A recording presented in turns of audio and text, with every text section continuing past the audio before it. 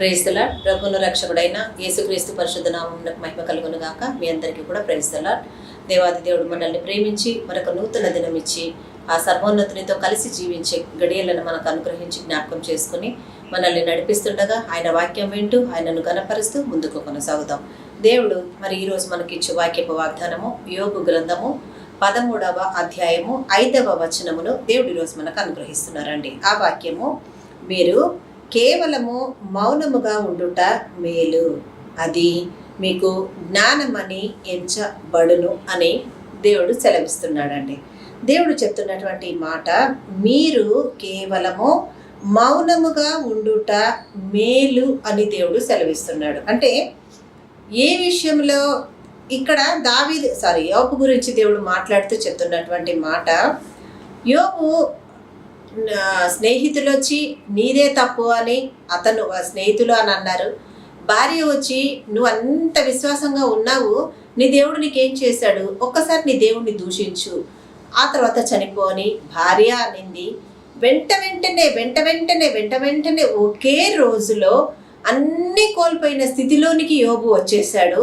తనున్న స్థితిలో తనను ఆదరించే వాళ్ళు లేరు, బలపరిచే వాళ్ళు లేరు, ఓదార్చే వాళ్ళు లేరు, ధైర్యం చెప్పే వాళ్ళు లేరు, నేను నీకు తోడున్నానని సహాయం చేస్తాను అని చెప్పి నిబ్బరాన్ని ఇచ్చే వాళ్ళు కూడా ఎవ్వరూ లేరండి.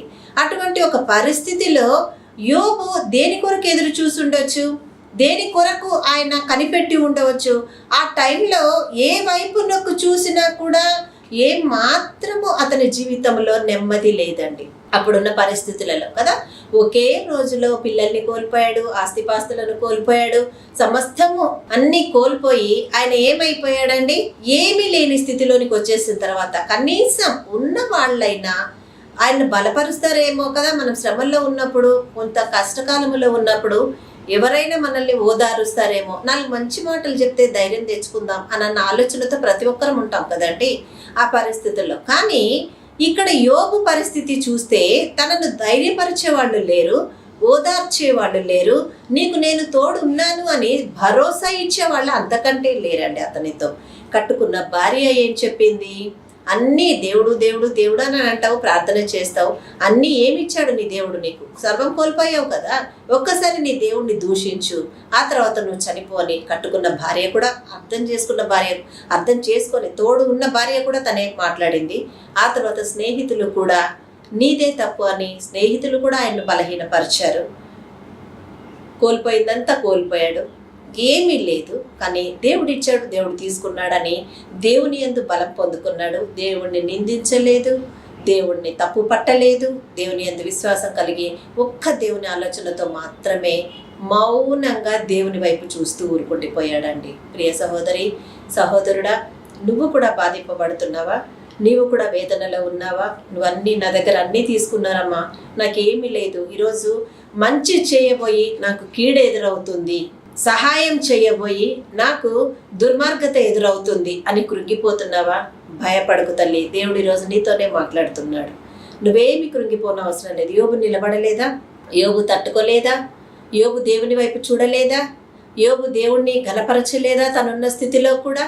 ఇవన్నీ యోబు చేసినప్పుడు, మనము చేసినప్పుడు కూడా ఖచ్చితంగా దేవుడు మౌనంగా ఉంటే ఆశీర్వదిస్తాడు. అందుకే యోబు మౌనిగా ఉండిపోయాడు, ఎవ్వరితో ఏమీ మాట్లాడట్లేదు. దేవుని వాక్యం ఏం సెలవిస్తుంది అయితే 5వ వచనంలో, మీరు కేవలము మౌనముగా ఉండటం మేలు. కొన్ని పరిస్థితులకు మనం మాట్లాడే స్థితి కూడా మనకు ఉంటుందండి, ఉండకూడదు కూడా దేవుడు అంటున్నాడు. ఎందుకంటే కొన్ని పరిస్థితులలో నువ్వు సహనాన్ని కోల్పోయి, నువ్వు ఆదరణను కోల్పోయి, నిబ్బరాన్ని కోల్పోయి, నీ తోడు కోల్పోయి, నీకున్న ధైర్యము కోల్పోయి నువ్వు ఉన్న స్థితిలో నువ్వు మాట్లాడకి, ఇంకా నీ తరపు నుంచి నేను మాట్లాడతా, నీ పక్షముగా నేను మాట్లాడతానని దేవుడు నీ పక్షముగా నిలిచి నిన్ను మౌనముగా ఉంటున్న క్షణములో కొన్ని పరిస్థితులకు మనం మౌనంగా ఉండడమే మేలు అని దేవుడు సెలవిస్తున్నాడు.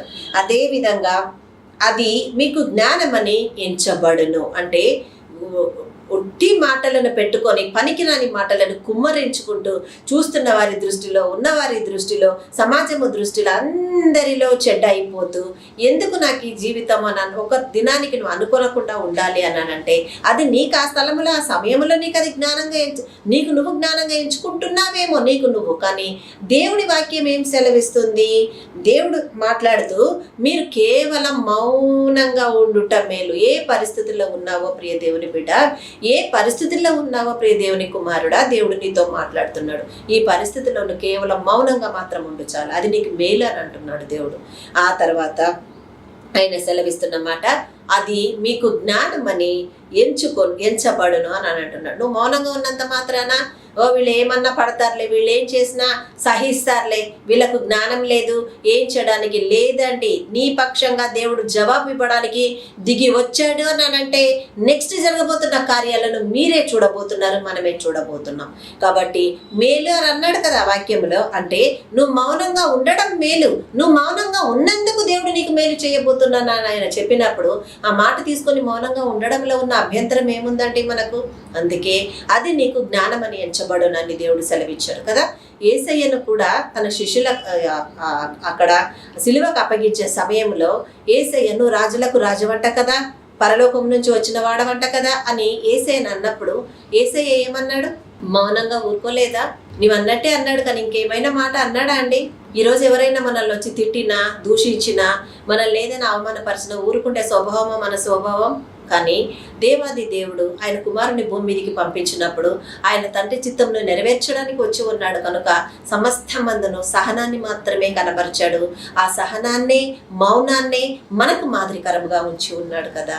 మరి ఆ సర్వోన్నతుడే మౌనముగా ఉన్నప్పుడు ఈరోజు గొప్ప ఆదరణ, రక్షణ, మారు మనసు, పరలోక రాజ్య పౌరసత్వాన్ని మనకిచ్చే గొప్ప ధన్యతను మనం పొందుకొని ఉన్నాం కదండి.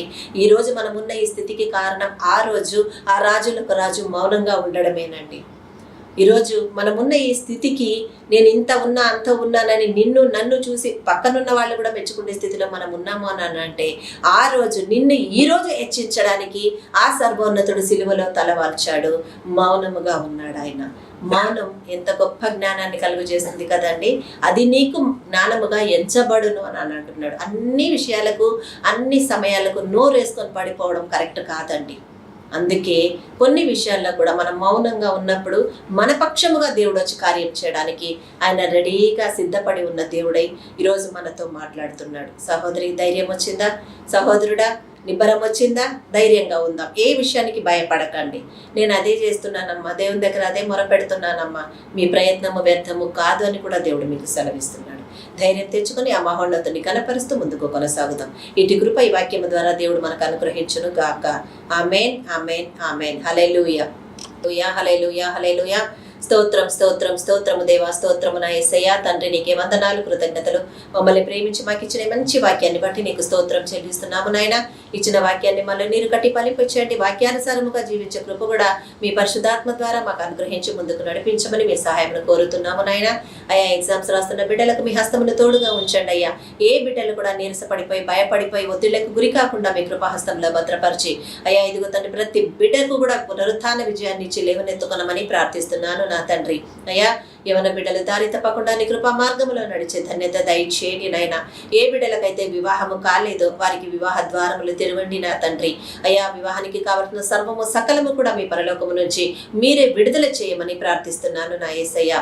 నా దేవా, నీకు స్తోత్రములు, మీకు వందనాలు. దైవజనులను జ్ఞాపకం చేసుకోనండి, స్వార్థికులను జ్ఞాపకం చేసుకోనండి, సేవకులను జ్ఞాపకం చేసుకోనండి నాయన. తండ్రి నీకే వందనాలు. ఎవరిని ఎవరము విమర్శించుకోనకుండా విమర్శన దినమన్నది ఒకటి ఉంది, అది నీ పని అని మీకు అప్పగించుకొని నీవిచ్చిన మార్గంలో మేము కొనసాగడానికి సహాయం చేయండి తండ్రి. మీకే వందనాలు, మీకు స్తోత్రములు, స్తుతులు చెల్లిస్తున్నాం. ఈరోజు ఎవరైతే అయ్యా బర్త్డేస్ చేసుకుంటున్నారో, యానివర్సరీస్ జరుపుకుంటున్నారో వారిని అందరినీ కూడా మీరు ఆశీర్వదించండి తండ్రి. మీ దయా కిరీటములు వారికి ధరింపచేసి ఉన్నారు కనుక ఈ సంవత్సరం అంతా వారి జాడలు సారము వెదజల్లడానికి సహాయం చేసి మీకు సమీపంగా ఉండే కృప దయచేయమని కుడి ఉన్న మా అందరినీ కూడా మీ చేతులకు అప్పగిస్తూ ఆశీర్వదించినందుకు వందనాలు చెల్లిస్తూ యేసు నామమున మా ఈ ప్రార్థన అంతటిని నీ ఆశీర్వాదముగా అడిగి పొంది ఉన్నాము మా తండ్రి. ఆమేన్, ఆమేన్, ఆమేన్. అందరికీ వందనాలండి.